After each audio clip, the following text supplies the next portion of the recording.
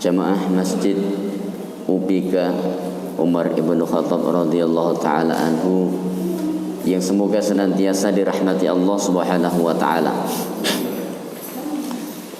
Setelah 1 tahun lebih kita libur, subhanallah Pak, libur panjang. Hari ini kita memulai aktivitas kembali untuk majelis ta'lim kita. Bagaimana kita kebingungan ketika urusan-urusan dunia kita bermasalah, maka seharusnya kita juga lebih kebingungan ketika urusan-urusan akhirat kita ada masalah. Satu saat para sahabat mengadu kepada Nabi sallallahu alaihi wasallam, "Wahai Rasulullah, jika kami duduk di majelis antum, maka kami senantiasa ingat dengan akhirat. Kami merasakan bahwa akhirat itu dekat. Motivasi kami untuk ibadah itu begitu kuat. Dan bukan hanya itu, ruh ibadah itu kami rasakan hadir di dalam setiap kita melakukan ubudiyah. Tapi ketika kami pulang ke rumah, kami sholat, kami membaca Al-Quran, tapi ruh ibadah itu seolah-olah tidak ada. Hanya di lisan kami. Sholat pun hanya anggota badan kami." Demikian yang terjadi pada para sahabat. Tapi setiap kami duduk di majelis ta'lim ini, maka kami merasakan hadir kembali semangat itu. Inilah salah satu pentingnya kita bermajelis. Sehingga Nabi sallallahu alaihi wasallam pernah ditanya kriteria karakter, "Wahai Rasulullah, orang seperti apakah yang paling bagus untuk kami jadikan seorang teman?" Maka beliau menjawab, "Alladzina yudzakiruka 'anil akhirah." Atau kama qala sallallahu alaihi wasallam, orang yang ketika engkau melihatnya spontan kamu akan ingat terhadap akhirat. Inilah sahabat yang terbagus, Pak. Dan di mana itu kita jumpai? Di dalam majelis ta'lim. Nah, makanya sebuah musibah, bukan hanya musibah di dalam urusan dunia, urusan akhirat adalah termasuk yang diujikan oleh Allah Subhanahu wa taala di dalam masa pandemi ini. Maka hari ini kita akan membahas ulasan tuntas tentang 3 prinsip pokok, ya, 3 prinsip utama. Ini penjelasan tentang pertanyaan di alam kubur nanti, Pak. Siapa Robmu? Kita akan ditanya. Apa agamamu? Kita akan ditanya. Yang kedua. Yang ketiga akan ditanya, siapa nabimu? Sehingga disebut dengan al-usul ats-tsalatsah. 3 al-usul itu prinsip dasar, ats-tsalatsah itu 3. Ya, prinsip dasar yang jumlahnya ada 3. Nah, itu. Untuk menjawab pertanyaan itu kita membutuhkan setebal ini, Pak, bukunya. Ya, 286 halaman untuk menjawab. Kalau bagi yang nggak pernah belajar bagaimana? Nah, ini dia repot nanti. Keimananlah yang sanggup untuk menjadikan seseorang itu kokoh. Sehingga di dalam surah Ibrahim Allah Subhanahu wa taala berfirman, "Yutsabbitullahu alladziina aamanu bil qauli tsabiti fil hayatid dunya." Allah Subhanahu wa taala mengokohkan, ya, hati orang-orang yang beriman, ya, dalam kehidupan dunia. Wa fil akhirah, begitupun di dalam kehidupan akhirat. Allah Subhanahu wa taala akan mengokohkan mereka. Di dalam surah Ibrahim ayat 27. Imam Ibnu Katsir mengatakan yutsabbitullahu alladziina amanu bil qauli tsabiti fil hayatid dunya. Yang dimaksudkan dengan Allah akan mengokohkan Ya, Allah akan mengokohkan hati jiwa orang yang beriman itu dengan al-qaul tsabit. Apa itu qaul tsabit? Perkataan yang kokoh. Al-qaul itu perkataan, as-tsabit itu yang kokoh. Perkataan yang akan menjadikan manusia itu kuat dalam prinsipnya. Beliau mengatakan yang dimaksudkan al-qaul tsabit itu adalah apa? Tauhid, keimanan. Nah, buku yang kita pelajari ini. Wa fil akhirah, yang kedua beliau akan memberikan, ya, Allah akan memberikan al-qaulus tsabit tersebut, ya, kepada hamba-hambanya di akhirat. Apa yang dimaksudkan itu? Yang dimaksudkan adalah dikokohkan hatinya untuk menjawab pertanyaan-pertanyaan di alam kubur, Pak. Ini sehingga penting sekali kita untuk mempelajari tauhid. Kemudian kurang lebih 1 tahun atau lebih yang lalu kita membahas fikih Imam Syafi'i yang kita sudah berada di akhir bab, ya, berkaitan dengan perbudakan. Maka pelajaran tersebut termasuk pelajaran penting, namun penting, ya, untuk diketahui. Kalau untuk pengamalan mungkin belum, karena hari ini sudah tidak ada budak lagi. Sehingga jika pelajaran itu dianggap belum selesai, kemudian akan dilanjutkan, tidak ada masalah. Dan jika pelajaran itu sudah dianggap selesai, kemudian off, kita berganti dengan buku ini, itu juga tidak ada masalah. Karena pokok dari fikih, ya, pokok dari fikih itu sudah kita pelajari. Apa itu? Kitab Thaharah, kitab sholat, kemudian kitab zakat, kitab puasa, kitab haji, kitab at'imah, yang di dalamnya mencakup 2 hal, kurban dan akikah, makanan-makanan yang halal. Kitab An-Nikah, yang di dalamnya berkaitan dengan kehidupan muamalah dan muasyarah dalam keluarga. Nah, ini kita sudah bahas. Nah, jadi hal itu sudah cukup. Kitab muamalah hutang piutang, di mana keumuman di dalam kitab fikih itu dibagi menjadi 3 bagian utama. Yang pertama yang disebut dengan fikih ibadah, ya, sebagaimana tadi kita sebutkan, itu adalah fikih ibadah. Yang kedua disebut dengan fikih muamalah, ya.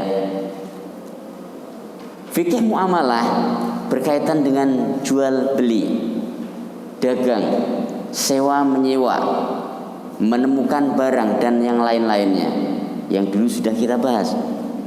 Dan yang ketiga adalah fikih ahkam, berkaitan dengan hudud, hukum yang ditegakkan pemerintah. Bagaimana jika seseorang, mohon maaf, berzina? Bagaimana jika seseorang mencuri? Apa hukumannya? Apa itu takzir? Itu hukuman yang tidak ditentukan oleh syariat, tapi ditentukan oleh pengadilan. Itu sudah kita bahas sebagiannya. Maka hal itu sudah cukup. Baik, Bapak Ibu sekalian, sedikit akan kita lihat profil tentang buku yang ada di hadapan kita ini. Asal daripada judul buku ini adalah Al-Usul Ats-Tsalatsah, Matan Usul Ats-Tsalatsah, yang ditulis oleh Syekh Muhammad At-Tamimi, atau yang kita kenal dengan Syekh Muhammad bin Abdul Wahab. Maka beliau ini adalah seorang ulama besar. Seorang ulama besar. Salah satu mata rantai yang menyampaikan kami kepada beliau yang terdekat adalah dengan sanad dari Syekh Musa'id Az-Zahrani. Beliau dari gurunya Syekh Hamad bin Faris, kemudian Syekh Hamad bin Faris dari Syekh Abdurrahman, kemudian Syekh Abdurrahman langsung dari Syekh Muhammad bin Abdul Wahab. Jadi hanya selisih 1, 2, ya, 2, 3. 3 mata rantai. Itu yang terdekat. Dan salah satu yang sering didengung-dengungkan adalah tentang tuduhan yang tidak benar kepada beliau, yang dikatakan sebagai seorang ulama yang mudah mengkafirkan orang lain. Maka ini tidak benar. Bahkan beliau punya risalah tersendiri, suatu buku kecil yang bertuliskan di situ bantahan terhadap orang-orang yang mudah mengatakan beliau itu mudah mengkafirkan orang lain atau disebut dengan takfiri.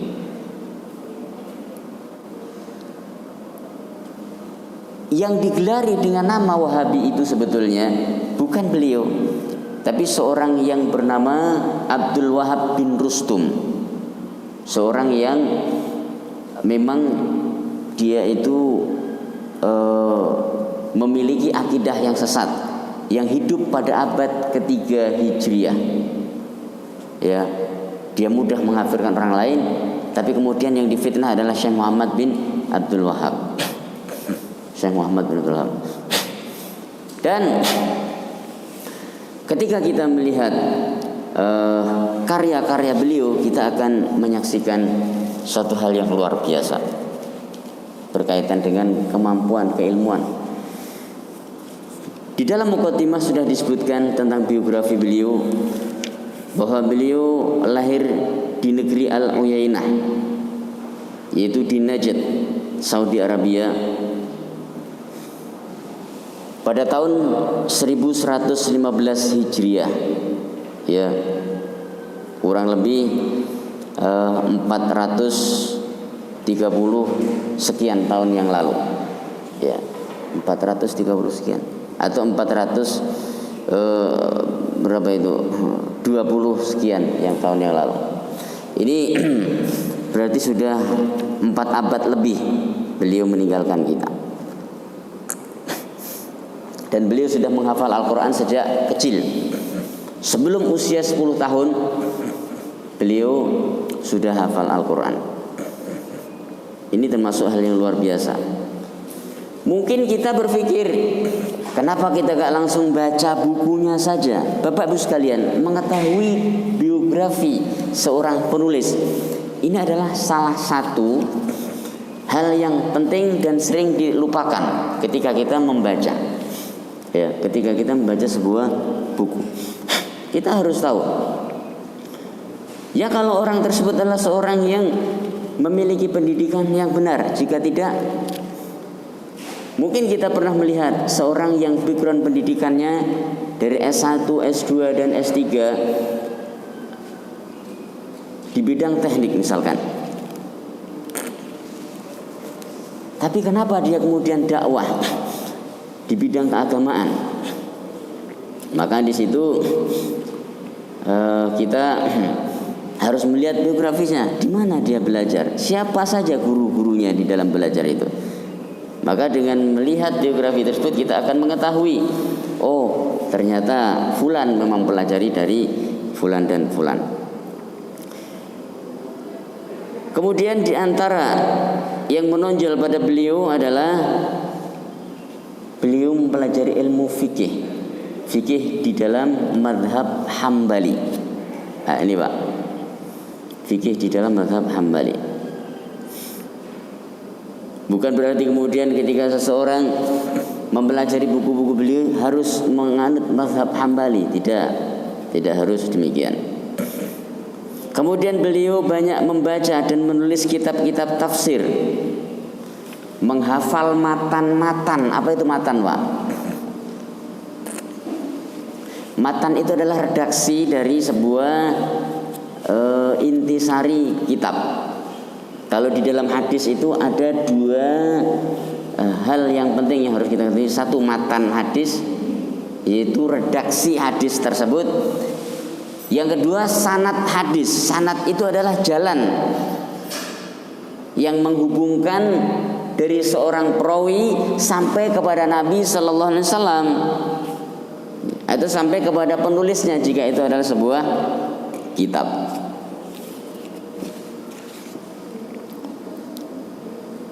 Kemudian beliau juga dikaruniai kefahaman yang sangat kuat.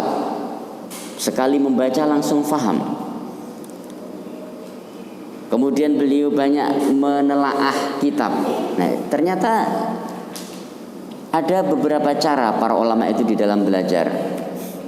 Di antaranya adalah dengan duduk mendengarkan, bermajelis seperti ini. Di zaman dulu, Pak, tidak ada sekolah-sekolah, itu tidak ada. Yang ada majelis taklim. Sehingga kita jangan meremehkan majelis taklim. Apa kata Imam Ahmad ibnu Hanbal di masa sepuh beliau? Kata Imam Ahmad bin Hanbal di masa sepuh beliau apa, Pak? Beliau mengatakan, dulu di masjid ini banyak sekali para pemuda yang semangat menghadiri majelis taklim saya. Siapa di antara mereka adalah Muhammad bin Abdullah, Muhammad bin Ismail maksudnya. Siapa itu Muhammad bin Ismail? Al-Bukhari, itu Muhammad bin Ismail Al-Bukhari. Imam Bukhari itu salah satu muridnya Imam Ahmad bin Hanbal. Nah ini, Pak. Jadi Imam Bukhari menjadi ulama sebesar itu yang kita kenal sampai hari ini, yang kita di setiap di negeri manapun kita masuk, di masjid manapun kita masuk, tidak ada yang tidak kenal dengan nama Al-Imam Al-Bukhari rahimahullah ta'ala. Ya. Maka beliau ini adalah salah satu guru yang beliau ambil ilmunya adalah Imam Ahmad bin Hanbal, salah satu guru andalan beliau. Dan guru beliau bukan hanya Imam Ahmad saja, banyak. Berapa gurunya Imam Bukhari itu, Pak? Ada yang pernah mendengar? Guru Imam Bukhari itu lebih dari 80.000 syekh. Subhanallah, luar biasa. Terima kasih, Pak. 80.000, Pak. Kok bisa? Bisa. Setiap majelis taklim yang digelar oleh seorang berilmu, beliau datang. Apakah setiap orang yang memiliki ilmu itu benar-benar pakar di dalamnya? Tidak. Sehingga beliau kemudian melihat nilai-nilai hadis. Jika yang diambil itu dari seorang syekh yang memiliki kefahaman yang sangat tinggi, kekuatan hafalan yang sangat kuat, ya, seorang syekh yang memiliki hafalan Al-Quran yang sangat kuat, maka hafalan-hafalan hadis yang banyak, maka beliau akan mengambil hadis itu. Jika kemudian beliau mendapati syekh ini kok banyak keliru, maka beliau tidak, tanpa mengurangi rasa hormat kepada gurunya, beliau kemudian tidak mengambil ilmu dari guru tersebut. Artinya tidak diletakkan sanadnya di dalam kitab beliau. Sampai-sampai saking terkenalnya beliau, kita tidak tahu nama asli kitab Sahih Bukhari. Ada yang tahu, Pak?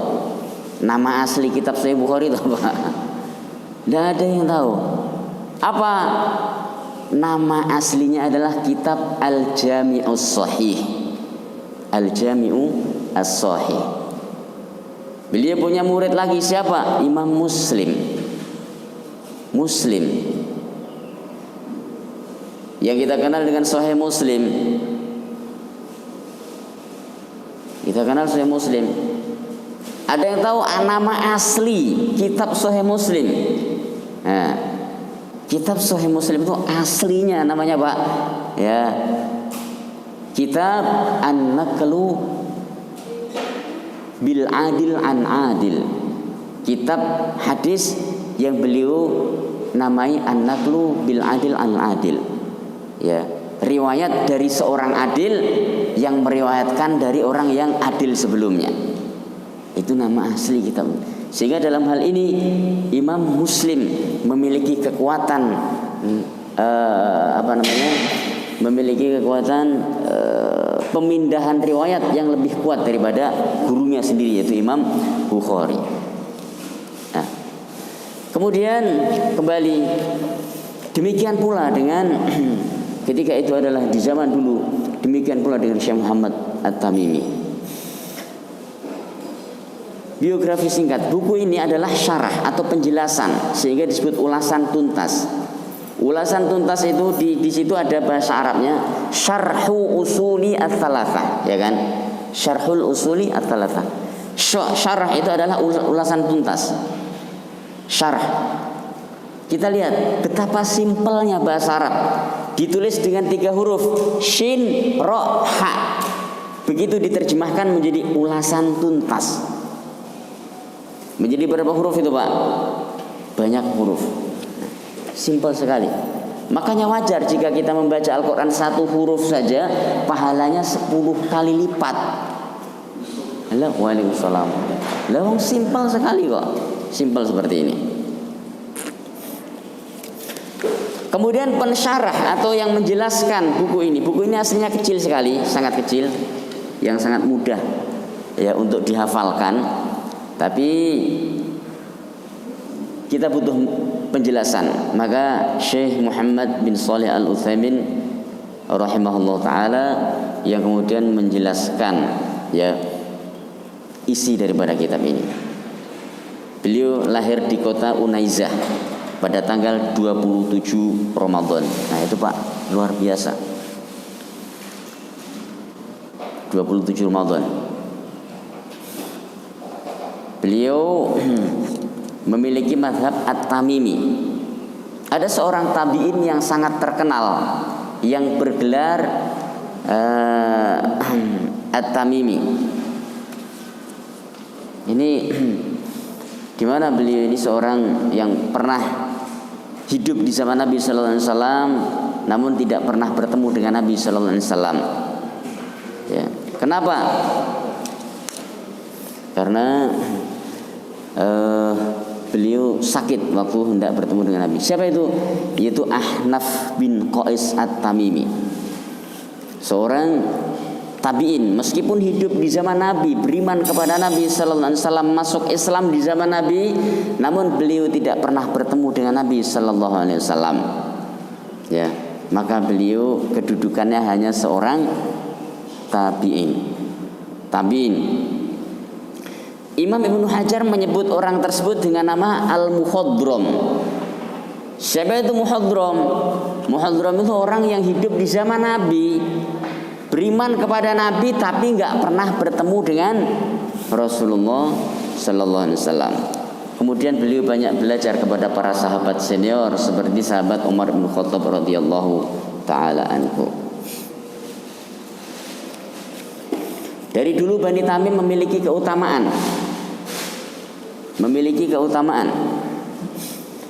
Sehingga ketika terjadi setelah terjadi perang Siffin yang bertemu 2 kelompok kaum muslimin, maka untuk mencari jalan damai Ahnaf bin Qais datang menghadap sahabat Muawiyah bin Abu Sufyan radhiyallahu taala anhu. Yang membuat heran adik daripada Abu Sufyan ini, Muawiyah ini, yang bernama Ummu Ahkam. Ketika datang Ahnaf bin Qais, seorang yang cacat, kemudian datang kepada sahabat Muawiyah, maka Muawiyah pun menyambut seraya mengatakan, apa yang engkau butuhkan dariku wahai Ahnaf? Maka Ahnaf pun menjawab, wahai Muawiyah, sungguh kami tidak menginginkan terjadinya perpecahan di tengah kaum muslimin. Jika seandainya ada pilihan di hadapan kami antara hancurnya kami atau bersatunya kaum muslimin, maka kami lebih memilih bersatunya kaum muslimin. Dan sungguh kami kesini tidak untuk mengemis belas kasihan kepadamu. Kaget Ummu Ahkam ketika mendengar jawaban itu, melihat ternyata orang yang cacat duduk itu. Begitu dia pulang nanya kepada Muawiyah, wahai abang, mungkin bahasa kita begitu, siapa orang yang baru datang kok berani sekali? Maka dia mengatakan, Muawiyah mengatakan, dialah Ahnaf bin Qais, Seandainya dia mengangkat senjata, maka seluruh rakyat di Bani Tamim pun akan mengikuti apa yang dia inginkan, meskipun mereka nggak tahu alasannya. Jika dia mengatakan kita harus melakukan ini, maka seluruh rakyat di Bani Tamim pun juga akan mengikuti apa yang dia inginkan, meskipun mereka tidak tahu alasannya. Begitu besarnya pengaruh Ahnaf bin Qais At-Tamimi. Syekh Ibnu Utsaimin rahimahullah ta'ala adalah salah satu keturunan dari Bani Tamim tersebut. Yang di sini, Pak. Sebagaimana Syekh Muhammad At-Tamimi, pertama kali pendidikan yang beliau kenyam adalah menghafalkan Al-Quran. Kita melihat bagaimana hafalan Al-Quran menjadi kurikulum wajib para ulama sebelum mereka terjun ke hal-hal yang lain. Bapak Ibu sekalian, tidak semua ulama di zaman dulu itu seperti di zaman sekarang. Contoh, Imam Hamzah, seorang penghafal Al-Quran, salah satu imam dari 10 imam qiraat yang terkenal. Kalau imam hadis kan kita mengenal ada Imam Bukhari, Imam Muslim, At-Tirmidzi, Abu Dawud, ya, Ibnu Majah dan yang lain-lain. Nanti Imam Al-Quran ada lagi, ya, Imam Nafi, Ibnu Katsir, Abu Amr, Ibnu Amir, Asim yang kita baca sekarang. Kemudian yang keenam Hamzah. Hamzah ini, sehingga beliau dikenal dengan nama Hamzah Az-Zayyat. Apa artinya zat? Zayyat. Zayyat itu berasal dari kata Zaid, ya, bukan pakai dal tapi pakai ta. Ya, kalau Zaid pakai dal itu adalah tambahan, tapi kalau Zaid pakai ta itu bukan tambahan. Artinya apa itu? Zaid artinya minyak. Beliau dikenal Az-Zayyat. Kenapa? Karena tukang jual minyak, bekerja tukang jual minyak, ya. Imam Syamsuddin Al-Zahabi, salah satu murid daripada Imam Ibnu Taimiyah rahimahullah ta'ala. Al-Zahabi, ya, beliau seorang ulama besar. Kenapa disebut dengan Al-Zahabi? Karena pekerjaannya adalah, ya, tukang membuat perhiasan dari emas. Itu pekerjaan para ulama itu, Pak. Nah ini, jadi mereka ada yang jadi pengusaha. Imam Ibnu Amir, imam keempat daripada imam qiraat, beliau adalah seorang hakim. Ya, di dalam satu kisah riwayat yang lain, ya, ada yang mengatakan beliau adalah seorang gubernur Syam pada zamannya, seorang ahli Al-Quran. Ini luar biasa, Pak. Ya, jadi bukan di zaman dulu seorang ulama bukan hanya mereka kemudian dari masjid ke masjid seperti itu, tidak. Mereka banyak memiliki aktivitas. Imam Abu Hanifah, siapa yang tahu? Sangat sedikit yang tahu bahwa beliau adalah seorang pengusaha yang kaya raya. Seringkali beliau memberikan diskon itu lebih dari 50%. Seorang ibu pernah membeli kain kepada Imam Abu Hanifah. Melihat ibu itu sangat pengen dan duitnya kurang, maka Imam Abu Hanifah yang harga asalnya itu adalah 50 dinar, kalau tidak salah dalam cerita itu, sudah lama saya membacanya, maka dipotonglah menjadi 20 dinar. Berarti lebih dari berapa, Pak? 50%. Maka ibu itu menawar, Pak, bagaimana kalau saya beli 15 dinar saja? Maka Imam Abu Hanifah pun mengatakan, wahai ibu, asli harganya ini 50 dinar. Saya sudah turunkan sebelum ibu nawar menjadi 20 dinar. Yang ngomong ulama, bener nggak Pak kira-kira, Pak? Kalau pedagang zaman sekarang bener nggak Pak kira-kira? Bisa jadi bener, bisa jadi enggak, gitu kan? Kalau seorang ulama yang ngomong pasti benar, gitu kan? Jadi ini sudah saya turunkan lebih dari 50%. Kata ibu itu, tapi saya nggak punya duit Pak segitu. Ya sudah, berapa ibu punya? 15. 15 didiskon lagi, ya sudah kalau gitu 10 saja, nanti pulang nggak punya duit ibu. Seperti ini Pak para ulama zaman dulu. Ini luar biasa ya. Baik. Jadi Al-Qur'an menjadi kurikulum ya. Menjadi kurikulum utama. Baik, kita akan lihat beberapa kandungan yang ada di dalam kitab ini sebelum kita memasuki kesemuanya. Jadi kitab ini berisi tentang landasan-landasan yang sangat penting yang akan kita pelajari.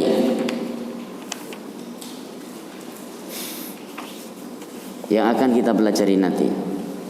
Bahasan pertama dalam masalah ini adalah muqaddimah. Muqaddimah ini memiliki beberapa subbab yang sangat penting. Lihat di halaman Romawi 7. Nah, kita lihat dan perlu kita melihat daftar isi satu persatu. Salah satu kebiasaan buruk kita di dalam baca, kita melihat daftar isi, mana bab yang kelihatan penting langsung kita tuju kepada babnya. Ini kurang bagus, sehingga kita tidak mengetahui. Ya, yang terbaik itu membaca buku adalah semuanya, dari muqaddimah, dari judul, dari kenapa muallif atau penulis memilih judul tersebut, babnya bagaimana, kemudian kita baca satu persatu. Ya. Di dalam muqaddimah ada beberapa kandungan penting. Yang pertama tafsir basmalah. Tafsir basmalah, di mana basmalah itu memiliki tujuan. Ketika kita mengucapkan bismillah, ketika kita mengucapkan bismillahirrahmanirrahim, ada beberapa hal yang Nabi sallallahu alaihi wasallam tekankan untuk mengucapkan bismillah. Di antaranya ya, kapan? 1 ketika hendak makan, 2 ketika mau masuk WC, 3 ketika mau berjima, ya, 4 ketika mau berwudu, ya, mau berwudu. Jadi selain keadaan tersebut, ketika Nabi Shallallahu Alaihi Wasallam itu sudah tidak menjelaskan masalah lain, maka para ulama membolehkan kita mengucapkan dengan lengkap Bismillahirrahmanirrahim. Tapi ketika Nabi Shallallahu Alaihi Wasallam menyebutkan Bismillah saja, maka itu sudah cukup. Kemudian poin kedua, hal-hal yang wajib diketahui seorang muslim. Ada hal yang harus kita ketahui, Pak. Ya. Di antaranya ilmu dan lain-lain. Nanti akan kita bahas. Kemudian konsekuensi iman kepada Allah. Apakah cukup kita mengatakan tidak? Ada konsekuensinya. Dalam surah Al-Ankabut ayat yang kedua, Allah berfirman, "Ahasiban nasu an yutraku an yaqulu amanna wa hum la yuftanun." Apakah manusia mengira dengan mengatakan saya beriman kemudian selesai masalah dan mereka tidak diuji? Tidak. Allah melanjutkan pada ayat yang ketiga, "Walaqad fatanna alladziina min qablihim." Sungguh kami telah menguji orang-orang sebelum mereka. Orang sebelum kita diuji, Pak. Corona ini ujian ini kan. Covid-19 ini gimana kita ini? Ya. Setelah diuji apa yang terjadi? Wala ya'lamanna Allahu alladziina shadaqu wa la ya'lamanna al-kadzibin. Maka dengan ujian tersebut akan tampak di mana orang-orang yang imannya itu tangguh, mana yang imannya itu abal akan kelihatan itu nanti. Konsekuensi keimanan ada.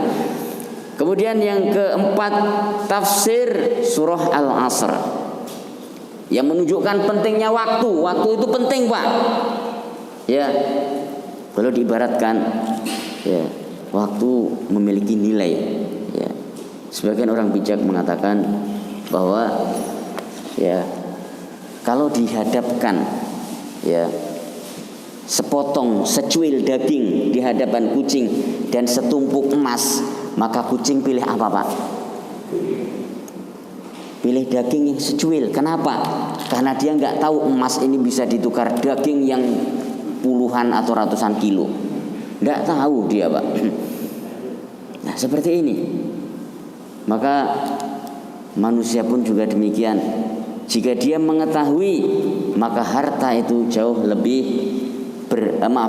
waktu itu jauh lebih berharga daripada harta.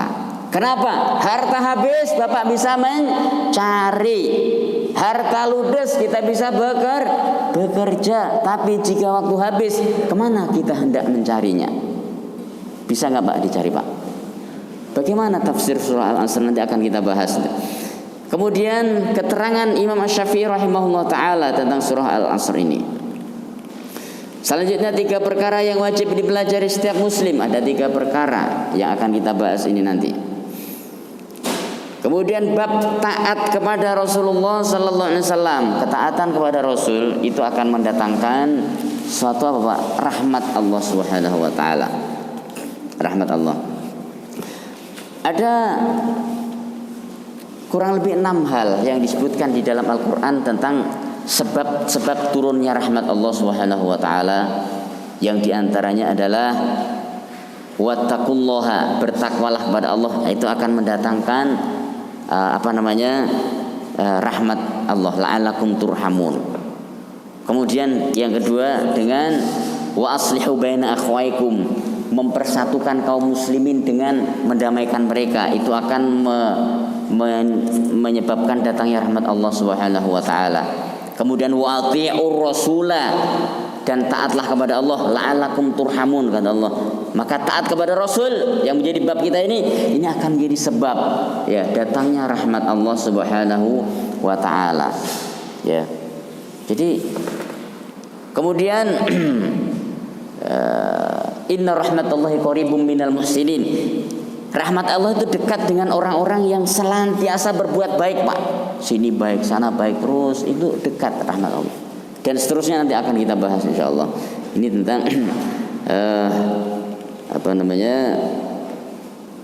taat kepada Rasulullah. Kemudian tidak menyekutukan Allah dalam beribadah kepadanya. Ini sangat penting sekali. Inilah menjadi salah satu bahasan utama di dalam buku yang kita pelajari ini. Karena syirik itu memiliki jenis, macam, dan tingkatan. Syirik memiliki jenis, macam, dan tingkatan. Yang paling berbahaya adalah syirik akbar atau syirik yang besar. Kemudian al-wala wal bara. Apa itu al-wala wal bara? Loyalitas kita kepada kaum muslimin. Loyalitas dan berlepas diri dari kesyirikan dan segala jenisnya.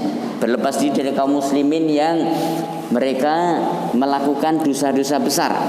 Ya ikut-ikutan kita. Kemudian penjelasan tentang makna hanifiyah, di mana hanifiyah itu adalah agama Nabi Ibrahim alaihissalatu wassalam. Kemudian makna ibadah, bagaimana ibadah itu cakupannya. Ternyata semua kebaikan-kebaikan yang dicintai Allah itu adalah ibadah. Kemudian pembagian tauhid dan apa dalilnya? Di mana tauhid itu dibagi menjadi 3 bagian.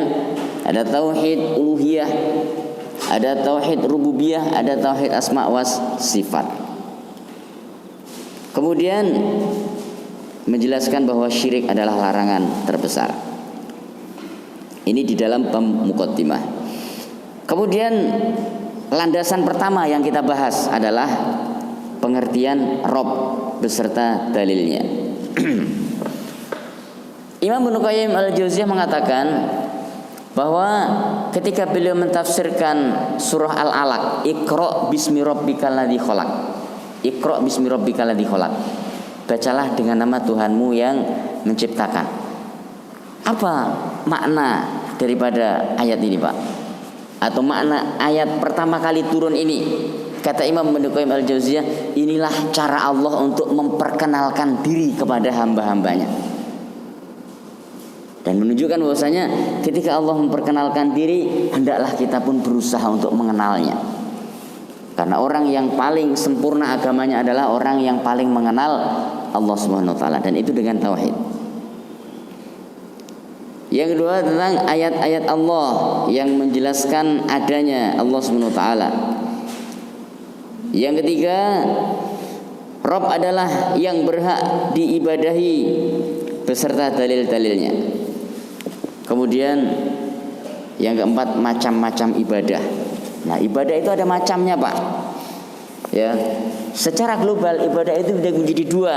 Satu, ibadah mahdhah. Ibadah mahdhah itu apa?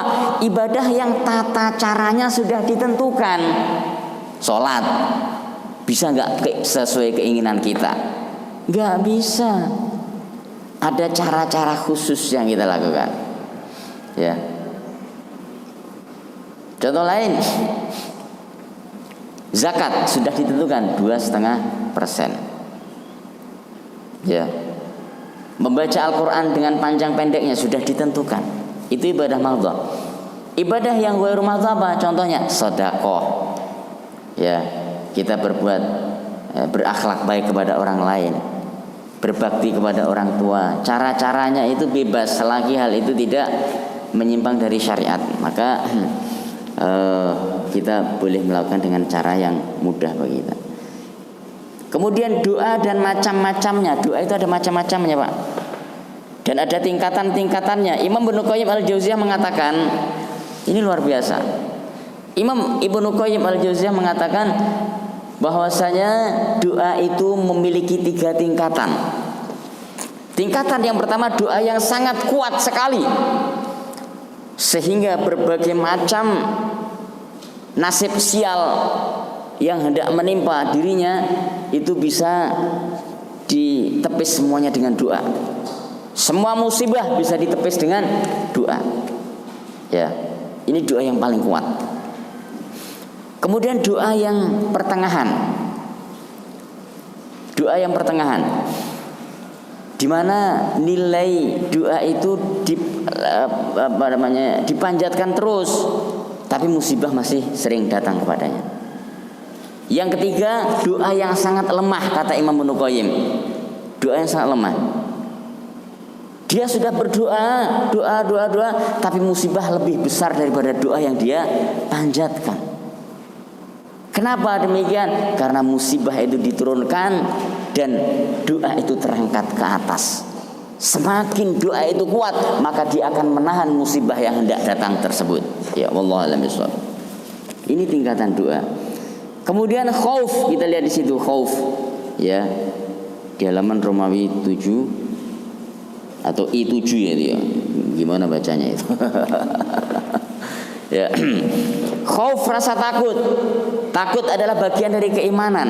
Ya, nanti kita bahas. Allah berfirman, "Fala takhafuhum wa khafuni in kuntum mu'minin." Janganlah kamu takut kepada mereka, tapi takutlah kepada Allah jika kalian benar-benar beriman. Nah itu, Pak. Roja, mengharap. Harapan itu sangat penting sekali, Pak. Dan harapan inilah roh kehidupan. Orang gak makan bisa bertahan berapa hari, Pak? Mungkin 3 atau 4 hari. Orang gak minum sama sekali bisa bertahan berapa hari, Kak? Mungkin 3 hari. Betul lah, Pak? Kira-kira begitu. Tanya Pak Dokter kalau saya tidak tahu persis. Tapi orang gak punya harapan bisa bertahan berapa waktu? Dia hanya bisa bertahan sesaat saja jika dia tidak punya harapan. Nah itu, Pak, penting. Di mana Islam ini kemudian memberikan, mengokohkan hati. Ya. Ini dengan belajar tauhid itu kita akan tahu di mana kedudukan Islam ini. Kemudian tawakal, berserah diri kepada Allah sepenuhnya. Tawakal bagian dari tauhid. Banyak orang-orang mendengungkan tauhid, tapi tawakalnya lemah. Ketika ada apa-apa dia masih seringkali gundah gulana. Ya. Zaman dulu 3G, 3G. Sekarang sudah 4G atau mungkin 5G. Apa 3G itu? Apa namanya?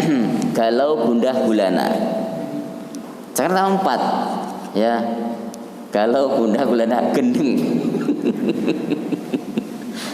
5G apa, gila. Tambah 1 lagi. Nah ini, Pak, hati-hati. Kenapa? Karena tidak tawakal. Rohbah, Ya.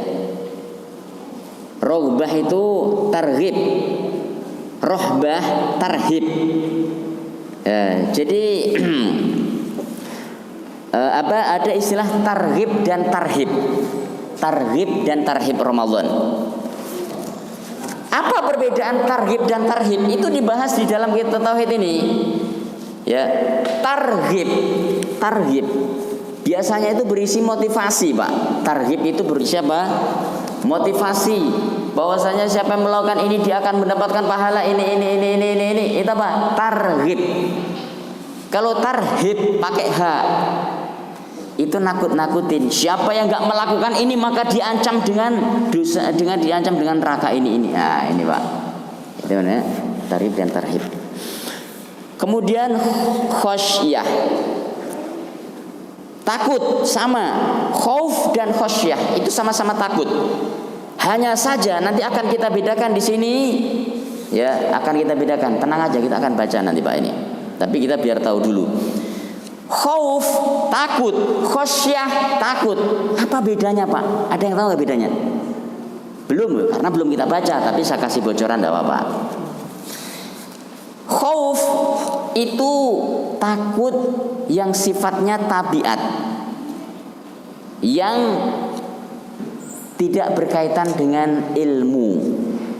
Adapun khosyah adalah takut yang digandengkan dengan ilmu, sehingga orang yang semakin dia berilmu semakin dia takut kepada Allah, maka ini namanya khosyah. Dalilnya dalam surah Fatir, innama yakhsyallaha min ibadihi al-ulama.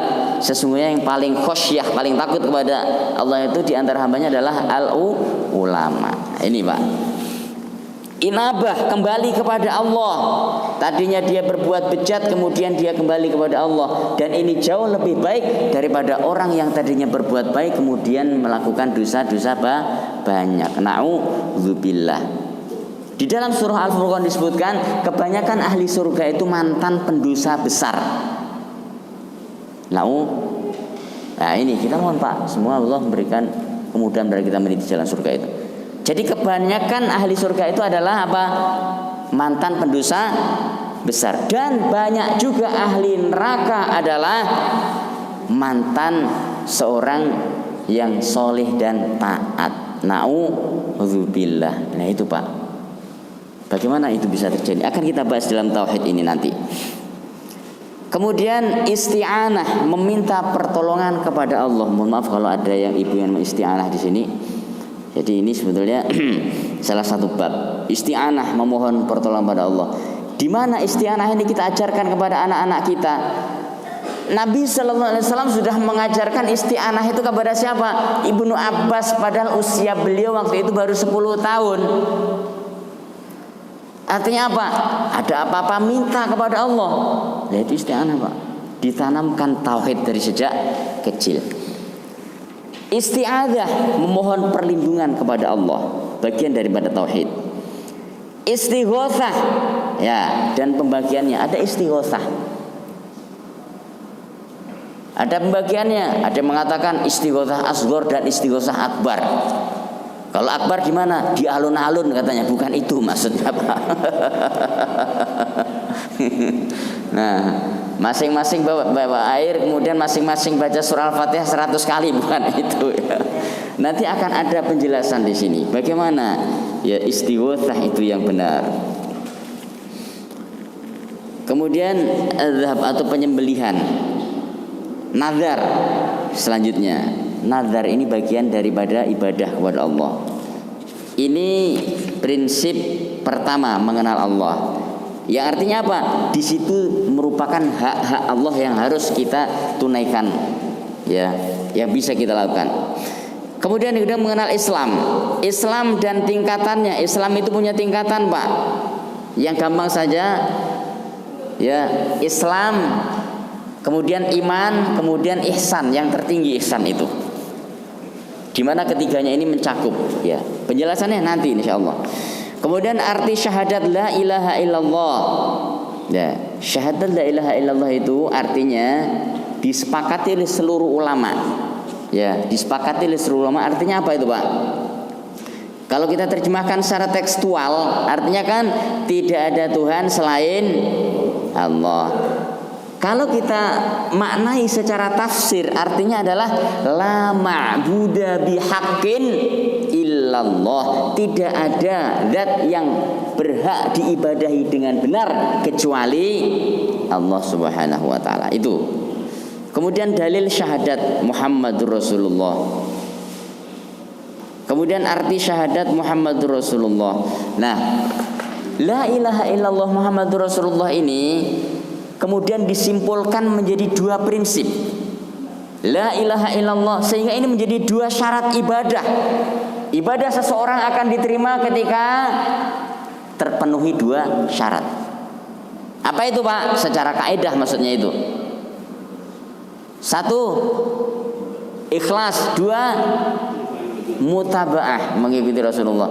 Ikhlas adalah tafsir daripada la ilaha illallah, mutabaah atau mengikuti Rasulullah tafsir dari Muhammadur Rasulullah. Ini, Pak. Kemudian tafsir tauhid, dalil salat, puasa dan haji. Mana ayatnya? Ya ayyuhalladzina amanu dkhulu fis-silmi kaffah. Wahai orang-orang beriman, masuklah ke dalam Islam secara keseluruhan. Jangan parsial, yang kira-kira enak menguntungkan masuk, enggak enak enggak menguntungkan enggak mau. Nah, ini repot kalau begitu, Pak. Sehingga agama ini seolah-olah tidak memiliki dasar. Padahal agama memiliki dasar yang sangat jelas. Kemudian iman, rukun iman, kemudian golongan sesat dalam asma dan sifat. Nanti akan dijelaskan ya, mereka yang menyimpang di dalam memaknai nama dan sifat Allah. Ada yang membatasi nama dan sifat Allah itu pada jumlah-jumlah tertentu dan seterusnya. Kemudian iman kepada malaikat Allah, iman kepada kitab Allah, beriman kepada para Rasulullah, iman kepada hari akhir. Ya. Apa yang dimaksudkan pembahasan di sini? Ada konsekuensi keimanan tersebut. Ada bukti yang harus kita tunjukkan. Kemudian bukti adanya kebangkitan sesudah mati. Ada ayat-ayat Al-Quran yang menjelaskan tentang, contoh diantaranya adalah tentang Nabi Ibrahim alaihissalatu wassalam yang ingin melihat kehidupan setelah kematian. Maka Allah perintahkan untuk mencincang seekor burung menjadi beberapa bagian. Satu bagian di gunung ini, beliau kemudian lari ke gunung sono, ditanam lagi. Allah perintahkan, panggil burung yang kamu potong tadi. Kemudian Nabi Ibrahim memanggil, wahai burung, datanglah. Maka datanglah burung tersebut. Loh, ini burung yang tadi saya potong. Seperti itulah Allah menghidupkan. Itu sangat mudah sekali, sangat mudah bagi Allah. Ya. Kemudian iman kepada takdir, karena banyak orang-orang yang berbicara tentang takdir itu tanpa ilmu. Kemudian golongan yang sesat dalam memahami takdir. Makna ihsan. Kemudian yang ketiga, landasan mengenal Nabi Muhammad SAW. Satu, mengenal Nabi. Maka ini pentingnya sirah, sejarah itu sangat penting sekali, Pak. Sehingga dengan mempelajari sejarah kita akan punya pembanding bagaimana keadaan masa jahiliyah dan bagaimana setelah Islam itu datang. Ya. Kemudian perintah berdakwah. Nabi diperintahkan berdakwah kepada orang terdekat dulu, Pak. Istri, anak, ya kerabat-kerabatnya. Nah, ini penting ini, Pak. Kemudian mi'rajnya Nabi sallallahu alaihi wasallam. Ya. Dan setiap muslim itu mi'raj. Kata Nabi sallallahu alaihi wasallam dalam hadis riwayat Muslim, as-salatu mi'rajul mu'min. Salat itu mi'rajnya orang mukmin. Kemudian perintah salat dan hijrah. Kemudian penjelasan tentang hijrah, syarat tinggal di negeri kafir, menyempurnakan syariat Islam, wafatnya Rasulullah sallallahu alaihi wasallam. Jadi ini banyak berbicara tentang masalah sirah atau sejarah Nabi sallallahu alaihi wasallam nanti. Beliau diutus untuk seluruh jin dan manusia. Kesempurnaan Islam, kebangkitan setelah kematian, hisab, ingkar terhadap kebangkitan. Rasulullah Rasul pertama dan terakhir. Nah ini, Pak, artinya Rasul pertama itu apa? Rasul yang akan masuk surga yang pertama, padahal beliau adalah Rasul yang terakhir. Dakwah setiap Rasul adalah ibadah kepada Allah dan larangan syirik. Jadi menjelaskan buku ini nanti bahwa semua nabi yang diutus itu dakwahnya sama. Apa itu? Yaitu memerintahkan untuk bertauhid dan melarang dari kesyirikan. Jenis-jenis tauhid yaitu yang merusak ketauhidan dan kewajiban ingkar terhadap tauhid. Dalilnya mana? Di dalam surah An-Nisa nanti akan dijelaskan tentang perintah untuk ingkar kepada tauhid, ya. Kemudian hubungan antara Islam, salat dan jihad. Ini ada korelasinya, Pak. Islam, salat dan jihad. Ya. Sehingga Nabi sallallahu alaihi wasallam menyebutkan kepada seorang sahabat, ya, ra'su hadzal amri al-Islam. Perkara terbesar yang Allah turunkan itu apa? Islam, kata Nabi. Wa umuduhu as-shalah, dan yang menegakkannya adalah salat. Wa dhirwanu sanamihi jihadu fi sabilillah, dan yang akan mengokohkannya, yang akan membelanya dari kerusakan adalah jihad di jalan Allah Subhanahu wa taala. Tentu bukan jihad yang dipahami oleh orang-orang atau yang disebutkan bahwasanya ngebom di sana sini itu disebut jihad. Itu bukan jihad, tapi itu jahat itu, Pak, ya. Islam tidak ada seperti itu, ya. Wallahu a'lam bishawab. Jadi kita sudah selesai, Pak, ini, Pak, buku ini dibahas. Mau apa lagi ini? Ya. Insyaallah besok akan kita bahas tentang dari bab muqaddimah ini 3 landasan utama. Baik. Ya. Ada pertanyaan? Silakan, Pak. Assalamualaikum warahmatullahi wabarakatuh. Waalaikumsalam warahmatullahi wabarakatuh. Saya pernah juga ditanya dan juga pernah di YouTube bahwa akidah itu katanya terbagi 3, rububiyah, uluhiyah, sama sifat. Itu dianggapnya katanya trinitas. Nah, saya waktu itu saya jelaskan kepada yang lainnya, itu hanya penjelasan, pembagian penjelasan untuk kekuasaan Allah, ibadah kepada Allah, dan sifat-sifat Allah. Benar nggak? Ya. Jadi jika yang dimaksudkan dengan trinitas itu menyamakan dengan prinsip Nasrani atau Yahudi, maka ini tidak benar. Karena sebetulnya Al-Quran pun sudah menjelaskan. Kita lihat di dalam surah Maryam, Allah Subhanahu wa taala berfirman, Rabbus samawati wal ardi wa ma bainahuma fa'budhu wastabir li ibadatihi hal ta'lamu lahu samia. Surah Maryam ayat 65. Disitulah Allah menyebutkan 3 jenis tauhid itu. Yang pertama rububiyah. Rabbus samawati wal ardi wa ma bainahuma. Apa, Pak? Rabbus samawati wal ardi wa ma bainahuma. Tuhannya langit dan bumi dan menguasai apa yang di antara keduanya itu. Rububiyah jelas di situ. Fa'budhu wastabir li ibadatihi, maka beribadahlah kepadanya dan bersabarlah di dalam ibadah itu. Jangan tergesa-gesa. Ini 2. Yang ketiga dalam melanjutannya itu hal ta'lamu lahu samia. Apakah kamu tahu nama-nama apa saja yang disandang oleh Allah Subhanahu wa taala? Ayat ini menjelaskan bahwa di situ ada jelas sekali ada 3 jenis tauhid.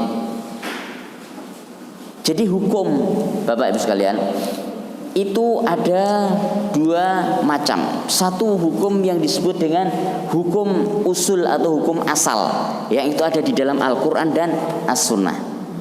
Yang kedua disebut dengan hukum furu', di mana hukum ini akan muncul dari telaah-telaah para ulama. Ya, telaah para ulama. Dan ulama bekerja keras untuk berijtihad dalam masalah tersebut. Dan ini adalah bagian daripada ijtihad para ulama. Ya. Fungsinya untuk apa? Fungsinya untuk menjelaskan kepada umat.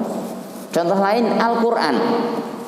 Sekarang Bapak yang pernah belajar tajwid, ya, yang pernah belajar tajwid, maka Bapak akan mempelajari ada ikhfa, ada idgham, ada iqlab, ya, ada dengung, ada mat, betul Pak? Seperti itu. Apakah zaman Nabi mengajarkan itu? Tidak. 100% praktek. Nabi baca bagaimana, maka sahabat mengikuti bacaan tersebut. Ya, sekarang sudah ada teorinya. Ya, ada teori. Contoh lain, untuk mempelajari syariat Islam, pintu pertama yang harus kita masuki, maksudnya untuk para dai ini ya, yang dimasuki adalah dengan mempelajari bahasa Arab. Apakah Nabi pernah mewajibkan untuk belajar bahasa Arab? Tidak ada. Tapi jika seorang dai tidak bisa berbahasa Arab, maka akan menjadi aib bagi mereka. Bagaimana mereka akan berbicara? Ya, sementara kitab-kitab induk yang ditulis oleh para ulama berbahasa Arab, Al-Quran, Al-Hadis berbahasa Arab. Maka Syekh Ibnu Utsaimin rahimahullah taala mengatakan, dalil ketika kita ditanyakan, nanti akan ada di sini juga, mana dalil pembagian tauhid itu, beliau akan mengatakan ada 2 dalilnya. Yang pertama tatabbu', yang kedua istiqra'. Apa itu tatabbu'? Tatabbu' itu adalah tradisi mengikuti dari ulama zaman ke zaman. Dari ulama zaman ke zaman. 2 istiqra' itu apa? Penelitian yang terus menerus membandingkan dari kitab satu ke kitab yang lainnya. Jadi ada 2 sisi. Berarti di situ, satu, apa yang dia dengar dari ulama sebelumnya, yang dia pelajari dari ulama sebelumnya. Yang kedua, hasil telaah ilmiah yang dilakukan. Ya, wallahu a'lam bishawab. Jadi seperti itu, Pak ya. Jadi tidak benar jika dikatakan demikian. Baik, ada lagi? Silakan, Pak.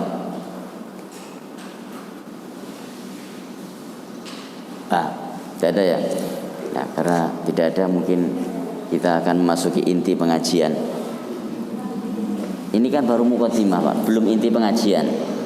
Inti pengajiannya habis ini ada inti pengajian. Nah, jadi inilah kitab ini. Kalau kita membedah buku itu seperti itu. Satu bab dijelaskan sedikit, intinya apa, terus jadi dalam waktu 1 jam selesai, Pak. Paling enak bedah buku itu.